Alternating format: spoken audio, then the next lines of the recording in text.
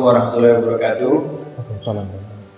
Kembali di sesi Bincang Sehat di konten RSUI Banyubening. Sekarang kita sudah bersama Dr.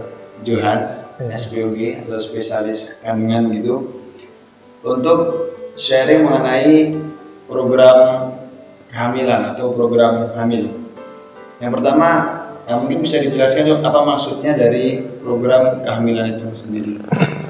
Ya, terima kasih. Assalamualaikum warahmatullahi wabarakatuh. Selamat pagi. Ya, di sini kita topiknya program kehamilan ya.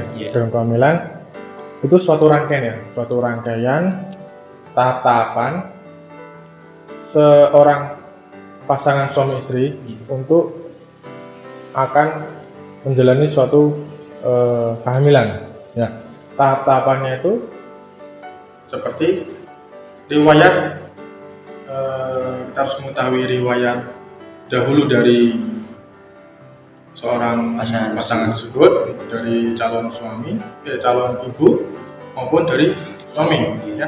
Riwayat penyakitnya, terus riwayat dari pengobatannya, riwayat menstruasinya atau apa di ibunya, lalu pada suami juga apakah ada penyakit atau kebiasaan gaya hidupnya, atau merokok atau minum-minuman dan sebagainya. Dan kita pada program kehamilan itu kita juga harus mempersiapkan diri kita, ya, dari fisik, mental, emosional, dan finansial terutama. Dan itu dari program kehamilan itu juga kita bisa untuk mencegah, ya, mencegah untuk misalkan kepada kehamilan itu bisa mencegah terjadinya kehamilan prematur, berat bayi kurang maupun keguguran, seperti itu. Baik, kemudian mungkin bisa dijelaskan bagaimana cara menjalani program kehamilan yang tepat. Ya, untuk program kehamilan tepat itu yang harus ya konseling, ya, konseling. Lalu misalkan pada pasangan itu sudah mempunyai anak kedua, ketiga dan seterusnya, kita harus menanyakan dulu apakah menggunakan alat kontrasepsi atau KB yang lainnya, entah itu KB suntik atau KB pil. Misalkan masih memakai itu, seharusnya wajib dilepas, entah itu IUD-nya, entah itu stop KB suntik atau pil, itu harus di stop. Kenapa? Karena jika seorang ibu itu sudah menggunakan KB itu sudah lama, maka jadi akan menstruasinya itu tidak teratur, ya. Makanya kita harus men-stop dulu, kita meregulasi normal dulu. Jadi membutuhkan beberapa waktu untuk memberi menstruasi normal sehingga mendapatkan masa subur, ya. Dan kalau misalkan pasangan itu masih hamil yang pertama kali, itu kita harus mengetahui masa suburnya, ya. Dengan cara itu, secara garis besar, wanita normal itu siklus menstruasinya 28 hari, ya, 28 hari. Jadi masa suburnya kapan? Sejak hari ke-14, sejak hari pertama menstruasi. Misalkan hari tanggal 20 ini menstruasi hari pertama, jadi hari ke-14-nya. Ya, setelah tanggal 20. Ya, itu masa subur, masa puncaknya. Seperti itu. Jadi harus mengetahui kapan masa suburnya dan menstruasinya gitu ya. Iya, gitu. Kemudian mungkin bisa diberitahu dong makanan-makanan apa yang dianjurkan untuk orang yang sedang menjalani program kehamilan. Ya.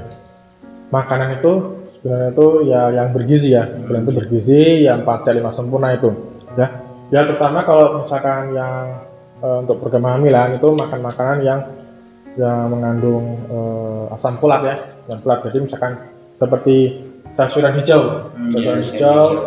bayam, misalkan brokoli, gitu ya. Terus buah-buahan ya terutama ya alpukat, jeruk, biji-bijian, kacang-kacangan. Terus susu tapi yang rendah lemak, yang low fat. Jangan yang fat gitu, ya.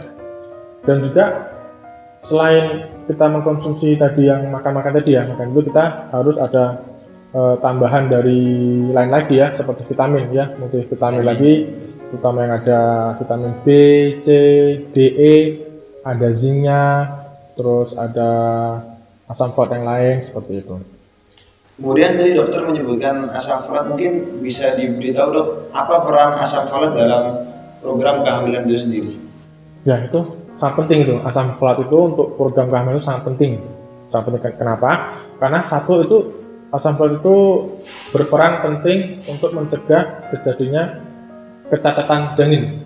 Ya seperti spina bifida, cacat bibir sumbing, terus kelainan jantung, cacat jantung seperti itu, dan juga bisa mencegah terjadinya keguguran. Seperti itu. Makanya kenapa disarankan itu misalkan kita mau program kehamilan ya minimal ya sebulan atau 2 bulan sebelum menjalani program itu kita sudah mengkonsumsi asam folat ya 400 mikrogram per hari seperti itu. Jadi asam folat itu berperan untuk mencegah cacat dan lain sebagainya. Iya, keguguran juga itu. Kemudian apakah ada tips mungkin ada orang-orang yang gagal melakukan program hamil alami kemudian ingin melakukan program hamil buatan, apakah dokter mungkin ada tips untuk melakukan program hamil buatan? Ya, kalau hamil buatan itu sebenarnya itu ada ranah tersendiri. Ya. Jadi ada dokter ahlinya lagi ya, subspesialis bagian fertilitas ya. Tapi itu secara pengetahuan umum aja. Jadi kalau hamil buatan itu ada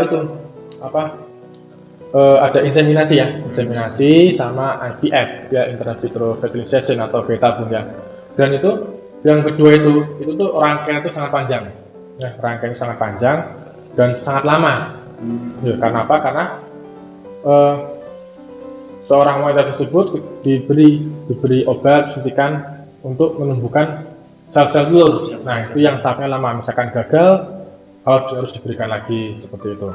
Jadi dan juga yang dari awal saya bilang tadi, program kehamilan itu membutuhkan fisik yang kuat, mental, ya, emosional, sama finansial seperti itu. Karena hamil buatan tersebut, jadi kita harus berkali-kali ke dokter spesialis tersebut kan, bisa capek di perjalanan, ya, memikirkan kehamilannya gitu, suntik-suntikannya kan bisa menimbulkan stres seperti itu, maka harus dipersiapkan betul-betul itu. Kemudian apakah olahraga itu dianjurkan untuk orang-orang yang melakukan program kehamilan atau mungkin ada olahraga yang dapat membantu proses program kehamilan? Ya kalau olahraga sih memang mau hamil nggak hamil ya wajib lah olahraga ya, tapi kalau misalkan mau hamil itu ya jangan olahraga berat ya, seperti jogging, ya jalan-jalan kecil sekitar pekarangan rumah ya, seminggu 2-3 kali sama 30 menit seperti itu ya. Jangan olahraga berat ya, nanti kalau olahraga berat, kalau seorang wanita disarankan ya jangan olahraga berat, nanti malah mengganggu rahimnya tersebut. Kemudian apakah ada hubungan antara stres dan keberhasilan program kehamilan, dok? Ya itu tadi ya, ada stres itu sangat berperan penting ya dalam untuk program kehamilan, entah itu mau program kehamilan dari awal atau waktu hamilnya tersebut. Karena apa? Karena stres itu bisa mempengaruhi semua hormon-hormon ya, apalagi seperti kalau misalkan kita mau program hamil stres itu akan mengganggu siklus menstruasinya. Nah, misalkan mengganggu siklus menstruasinya, kita tidak tahu kapan masa suburnya seperti itu ya. Kalau misalkan siklusnya itu tidak teratur ya jadi mau misalkan mau berhubungan gitu ya, kita tidak tahu ini kapan masa subur atau tidak. Nah kalau misalkan tidak tahu masa subur tidak, misalkan menstruasi tidak teratur ya, itu kita harus minimal 6 bulan kita catat menstruasinya ya, selama 6 bulan apakah 28 hari, 25 hari, 30 hari atau lebih seperti itu. Jadi kita catat mana yang terpanjang, mana yang terpendek, nanti dihitung-hitung itu ada. Kemudian dok, untuk kasus wanita yang mungkin kelebihan berat badan atau obesitas, kira-kira olahraga apa yang dianjurkan untuk wanita-wanita obesitas ini saat menjalani program kehamilan? Ya, obesitas ya memang sekarang tuh masih masih banyak ya didapatkan sama wanita-wanita tersebut. Untuk olahraganya tuh ya kalau misalkan kita tidak bisa menurunkan berat badan dengan cara sendiri ya, misalkan kita melihat di media elektronik gitu ya, yoga sendiri gitu ya, kita sarankan untuk olahraganya dengan yang lain, maksudnya dengan dengan trainer ya, dengan pusat kebugaran gitu. Karena apa? Karena kalau misalkan kita punya pelatih atau ada teman, itu bisa untuk menyemangatin itu tersebut. Karena misalkan kalau kita obesitas itu bisa mengganggu itu juga hormon semua ya, terutama misalkan menstruasi juga berperan penting ya. Lalu bisa juga jadi PCOS ya, Polycystic Ovarian Syndrome ya, itu bisa kegagalan dalam untuk program kehamilan. Jadi obesitas atau tidak obesitas juga penting untuk melakukan olahraga, dok ya? Iya. Kemudian apakah mungkin kita bisa tahu jadwal praktek dokter di Rumah Sakit Islam Banyumanik? Jadwal praktek saya setiap hari Senin, Jumat dan Sabtu jam 8 sampai jam 11 siang. Baik, terima kasih waktunya, dok. Untuk penonton jangan lupa like, kemudian subscribe di channel RSUD Banyumanik. Semoga informasi bermanfaat. Wassalamualaikum warahmatullahi wabarakatuh. Waalaikumsalam warahmatullahi wabarakatuh.